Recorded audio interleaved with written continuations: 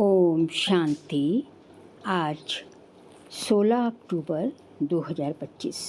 आज के श्री महावाक्यों में हमारे परमपिता परमात्मा शिव कहते हैं, मीठे बच्चे, एकांत में बैठ अब ऐसा अभ्यास करो जो अनुभव हो मैं शरीर से भिन्न आत्मा हूँ। इसको ही जीते जी मरना कहा जाता है।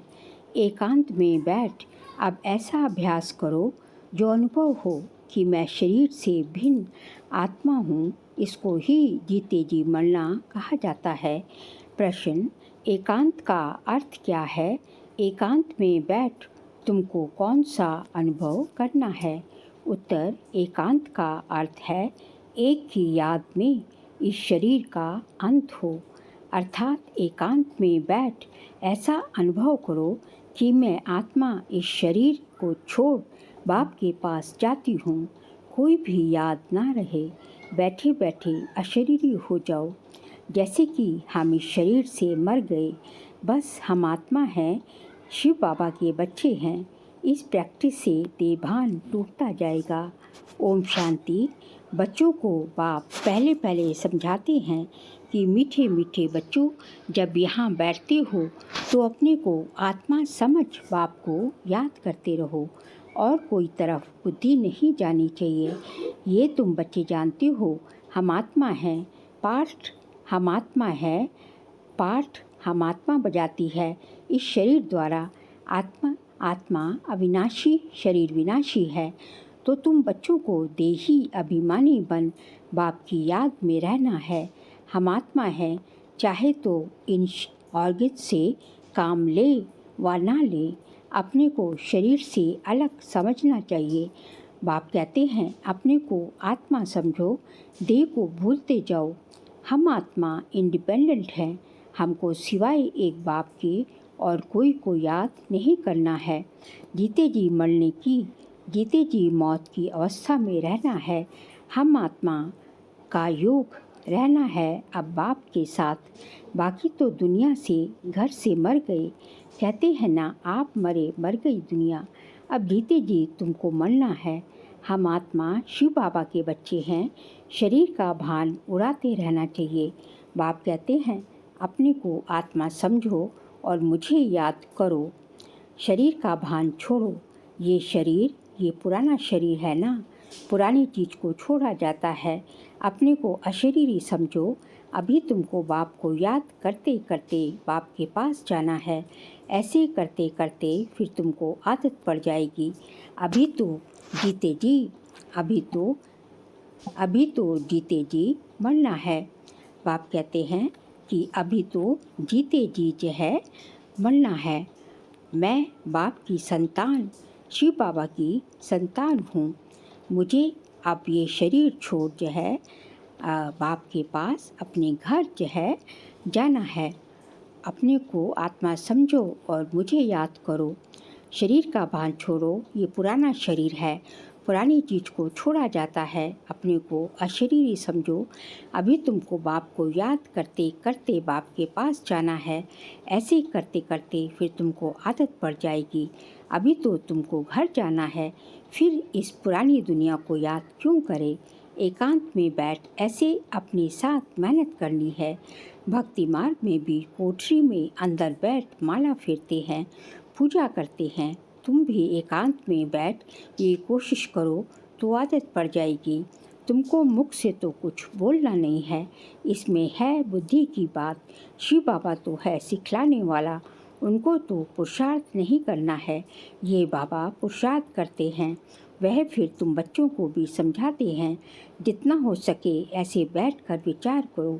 अभी हमको जाना है अपने घर, इस शरीर को तो यहाँ छोड़ना है। बाप को याद करने से ही विकर्म विनाश होंगे और आयु भी बढ़ेगी। अंदर ये चिंतन चलना चाहिए, बाहर में कुछ बोलना नहीं है। भक्ति मार्ग में भी ब्रह्म तत्व को या कोई शिव को भी याद करते हैं, परंतु वह याद कोई अर्थात नहीं है। बाप का परिचय ही नहीं तो याद कैसे करें? तुमको अब बाप का परिचय मिला है। सवेरे सवेरे उठकर एकांत में ऐसे अपने साथ बात करते रहो। विचार सागर मंथन करो, बाप को याद करो। बाबा हम अभी आया कि आया आपकी सच्ची गोद में, वह है रूहानी गोद। तो ऐसे ऐसे अपने साथ बातें करनी चाहिए। बाबा आया हुआ है। बाबा कल्प कल्प आकर हमको राजयोग सिखलाते हैं। बाप कहते हैं मुझे याद करो और चक्र को याद करो। सुदर्शन चक्रधारी बनना है। बाप में ही सारा ज्ञान है, ना चक्र का। बाप में ही सारा ज्ञान है, ना चक्र का। वह फिर तुमको देते हैं। तुमको त्रिकालदर्शी बना रहे हैं। तीनों कालों अर्थात आदि मध्य अंत को तुम जानते हो। बाप भी है परमात्मा, उनको शरीर तो है नहीं। अभी इस शरीर में बैठ तुमको समझाते हैं। ये वंडरफुल बातें हैं। भागीरथ पर विराजमान होंगे तो जरूर दूसरी आत्मा है ना। बहुत जन्मों के अंत का इनका जन्म है। नंबर 1 पावन वही फिर नंबर 1 पतित बनते हैं। वह अपने को भगवान विष्णु आदि तो कहते नहीं। यहाँ एक भी आत्मा पावन नहीं, सब पतित हैं। तो बाबा बच्चों को समझाते हैं ऐसे ऐसे विचार सागर मंथन करो तो इससे तुमको कितनी खुशी होगी। इसमें एकांत भी जरूर चाहिए। एक की याद में शरीर का अंत होता है, उसको कहा जाता है एकांत। ये चमड़ी छूट जाएगी।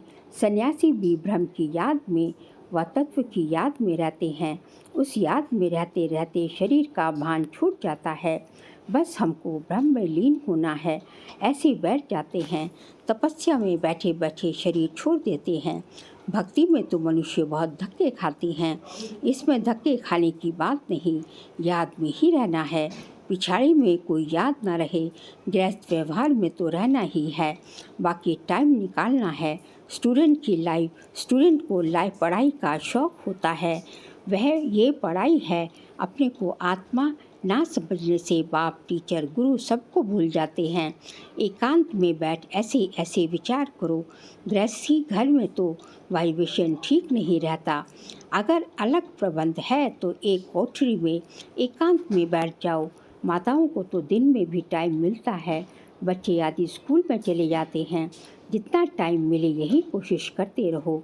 तुमको तो एक घर है, बाप को तो कितने ढेर के ढेर दुकान हैं और ही वृद्धि होती जाएगी।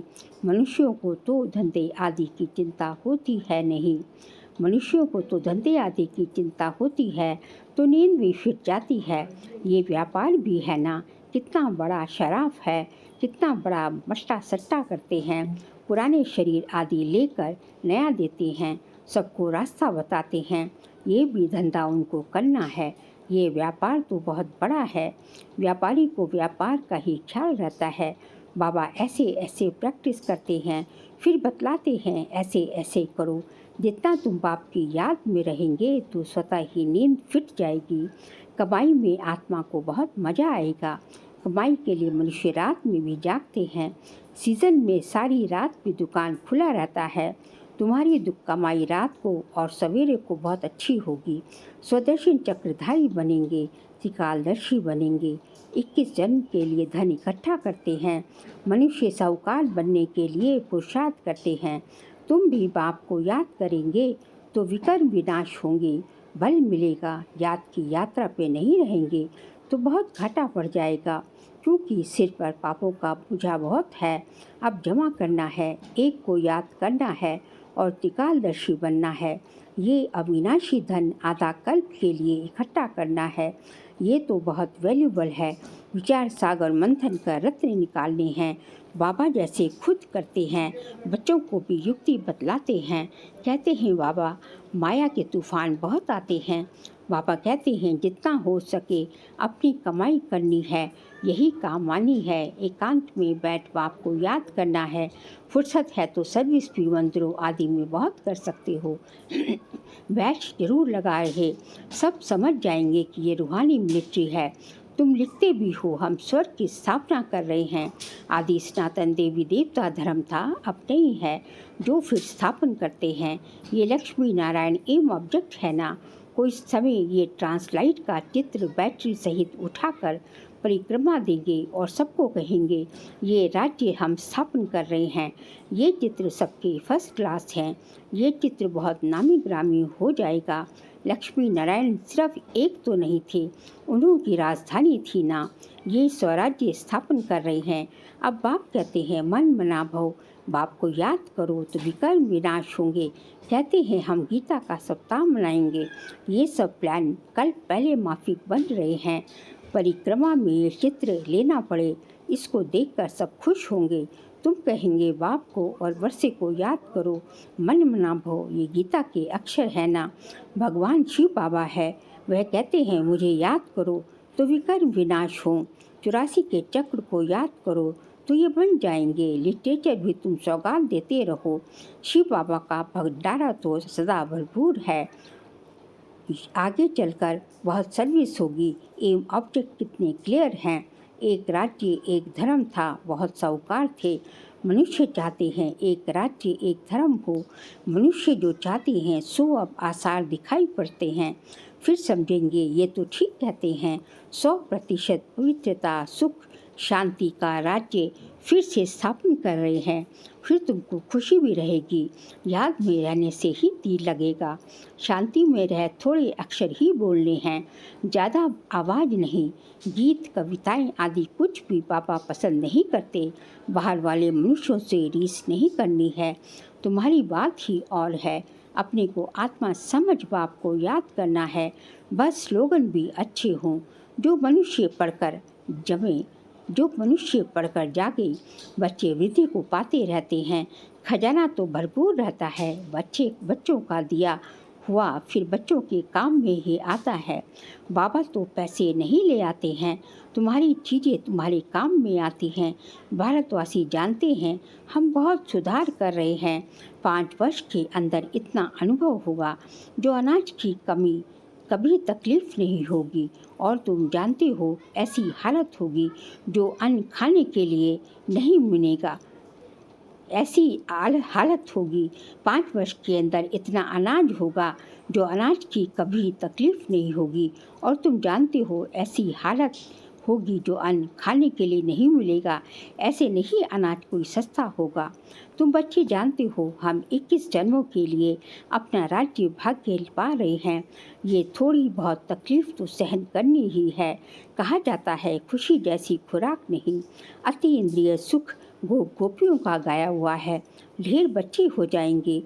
जो भी सैपलिंग वाले होंगे वह आते जाएंगे। झाड़ यहाँ ही बढ़ना है। स्थापना हो रही है। और धर्मों में ऐसा नहीं होता है। वह तो ऊपर से आते हैं। यहाँ तो ये तो जैसे कि झाड़ स्थापन हुआ ही पड़ा है। इसमें फिर नंबरवार आते जाएंगे, वृद्धि को पाते जाएंगे। तकलीफ कुछ नहीं। उन्हों को तो ऊपर से आकर पाठ बजाना ही है। इसमें महिमा की क्या बात है। धर्म स्थापक के पिछाड़ी आते रहते हैं। ये शिक्षा वह शिक्षा क्या देंगे सदगति की, कुछ भी नहीं। यहाँ तो बाप भविष्य देवी देवता धर्म की स्थापना कर रहे हैं। संगम युग पर नया सैपलिंग लगाते हैं ना। पहले पौधों को गमले में लगाकर फिर नीचे पौधे लगा देते हैं। वृद्धि होती जाती है। तुम भी अब पौधा लगा रहे हो, फिर सतयुग में वृद्धि को पाए राज्य भाग्य पाएंगे। तुम नई दुनिया की स्थापना कर रहे हो। मनुष्य समझाते हैं अर्जुन कलयुग में बहुत वर्ष पड़े हैं, क्योंकि शास्त्रों में लाखों वर्ष लिख दिया है। समझते हैं कलयुग में अभी 40,000 वर्ष पड़े हैं, फिर बाप आकर नई दुनिया बनाएंगे। कई समझते हैं ये वही महाभारत लड़ाई है। गीता का भगवान भी जरूर होगा। तुम बतलाते हो श्री कृष्ण तो था नहीं। बाप ने समझाया है श्री कृष्ण तो 84 जन्म लेते हैं। एक फीचर्स ना मिले दूसरे से तो यहाँ फिर श्री कृष्ण कैसे आएंगे। कोई भी इन बातों पर विचार नहीं करते हैं। तुम समझते हो श्री कृष्ण स्वर्ग का प्रिंस, वह फिर द्वापर में कहाँ से आएगा। इस लक्ष्मी नारायण के चित्र को देखने से ही समझ में आ जाता है। शिव बाबा ये वर्षा दे रहे हैं। सतयुग की स्थापना करने वाला बाप ही है। ये गोला झाड़ आदि के चित्र कब थोड़े ही हैं। एक दिन तुम्हारे पास ये सब चित्र ट्रांसलाइट के बन जाएंगे। फिर सब सब कहेंगे हमको ऐसे चित्र ही चाहिए, इन चित्रों से फिर विहंगमार की सर्विस हो जाएगी। तुम्हारे पास बच्चे इतने आएंगे जो फुर्सत नहीं रहेगी, ढेर आएंगे, बहुत खुशी होगी। दिन प्रतिदिन तुम्हारा फोर्स बढ़ता जाएगा। ड्रामानुसार जो फूल बनने वाले होंगे उनको टच होगा। तुम बच्चों को ऐसे नहीं कहना पड़ेगा कि बाबा इनकी बुद्धि को टच करो। टच कोई बाबा थोड़ी ही करते हैं, समय पर आप ही टच होगा। बाप तो रास्ता बताएंगे ना। बहुत बच्चियाँ लिखती हैं, हमारे पति की बुद्धि को टच करो। ऐसे सबकी बुद्धि को टच करेंगे फिर तो सब स्वर्ग में इकट्ठे हो जाएं। पढ़ाई की ही मेहनत है, तुम खुदाई खिदमतकार होना। सच्ची सच्ची बात बाबा, सच्ची सच्ची बात बाबा पहले से ही बता देते हैं क्या क्या करना है। ऐसे चित्र ले जाने पड़ेंगे, सीढ़ी का भी ले जाना पड़े। ड्रामानुसार स्थापना तो होनी ही है। बाबा सर्विस के लिए जो डायरेक्शन देती हैं उस पर ध्यान देना है। बाबा कहते हैं बैचिस किस्म किस्म के लाखों बनाओ। ट्रेन की टिकट लेकर 100 माइल तक सर्विस करके आओ। एक डिब्बे से दूसरे में फिर तीसरे में बहुत सहज है। बच्चों को सर्विस का शौक़ रहना चाहिए। अच्छा, मीठे मीठे सिक्के लदे बच्चों प्रति माता पिता बाप दादा का याद प्यार और गुड मॉर्निंग। रूहानी बाप की रूहानी बच्चों को नमस्ते। हम रूहानी बच्चों की रूहानी बाप दादा को नमस्ते नमस्ते, गुड मॉर्निंग। शुक्रिया बाबा, शुक्रिया। सार के लिए पॉइंट्स है। विचार सागर मंथन कर अच्छे अच्छे रत्न निकालने हैं। कमाई जमा करनी है, सच्चा सच्चा खुदाई खिदमतकार बन सेवा करनी है। सेकंड पॉइंट, पढ़ाई का बहुत शौक़ रखना है। जब भी समय मिले एकांत में चले जाना है। ऐसा अभ्यास हो जो जीते जी इस शरीर से मरे हुए हैं, इस स्टेज का अनुभव होता रहे, देह का भान भी भूल जाए। आज का बाबा का वरदान है, अपने मूल संस्कारों के परिवर्तन द्वारा विश्व परिवर्तन करने वाले उदाहरण स्वरूप भव। अपने मूल संस्कारों के परिवर्तन द्वारा विश्व परिवर्तन करने वाले उदाहरण स्वरूप भव। हर एक में जो अपना मूल संस्कार है, जिसको नेचर कहते हो, जो समय प्रति समय आगे बढ़ने में रुकावट डालता है, उस मूल संस्कार का परिवर्तन करने वाले उदाहरण स्वरूप बनो। तब संपूर्ण विश्व का परिवर्तन होगा। अब ऐसा परिवर्तन करो जो कोई ये वर्णन ना करे कि इनका ये संस्कार तो शुरू से ही है। जब परसेंटेज में अंश मात्र भी पुराना कोई संस्कार दिखाई ना दे, वर्णन ना हो, तब कहेंगे ये संपूर्ण परिवर्तन के उदाहरण स्वरूप हैं। स्लोगन, अब प्रयत्न का समय बीत गया, इसलिए दिल से प्रतिज्ञा कर जीवन का परिवर्तन करो। अब प्रयत्न का समय बीत गया, इसलिए दिल से प्रतिज्ञा कर जीवन का परिवर्तन करो। बाबा कहते हैं अब जो है कोशिश करने का समय बीत गया है। अब जो है हमें क्या करना, कोशिशें तो बहुत कर ली, अब हमें क्या करना है, ऐसी दृढ़तापूर्वक प्रतिज्ञा करनी है कि हम अपने संस्कारों को परिवर्तन करके ही दिखाएंगे। हम जो है अपना जीवन जो है बदल के ही दिखाएंगे। फिर अक्टूबर मास का अव्यक्त इशारे का सब्जेक्ट है, स्वयं और सर्व के प्रति मनसा द्वारा योग की शक्तियों का प्रयोग करो। आज का पॉइंट है, जैसे साइंस प्रयोग में आती है तो समझते हैं कि साइंस अच्छा काम करती है, ऐसे साइलेंस की शक्ति का प्रयोग करो। इसके लिए एकाग्रता का अभ्यास बढ़ाओ। एकाग्रता का मूल आधार है मन की कंट्रोलिंग पावर, जिससे मनोबल बढ़ता है। इसके लिए एकांतवासी बनो। अब क्या करना है, एकाग्रता की शक्ति बढ़ानी है और इसके लिए मन की कंट्रोलिंग पावर, मनोबल को बढ़ाना है, जिसके लिए एकांतवासी बनना पड़ेगा। अच्छा, ओम शांति।